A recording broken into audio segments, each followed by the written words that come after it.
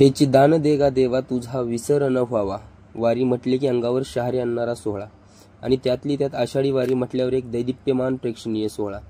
उत्तर सोलापूर बिबीदारफळ येथे दिंडी मालक गणपत कदम यांची व बिबीदारफळमधून आषाढी वारीसाठी निघणारी ही पहिलीच दिंडी शनिवार दिनांक 28 जून रोजी सातारा जिल्ह्यातील मान तालुक्यातून शिखर शिंगणापूर येथे मुक्कामी होती.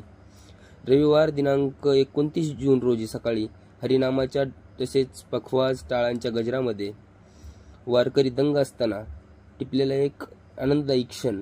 लोकविकास न्यूज, लढा जनहक्काचा रिपोर्टर संग्राम.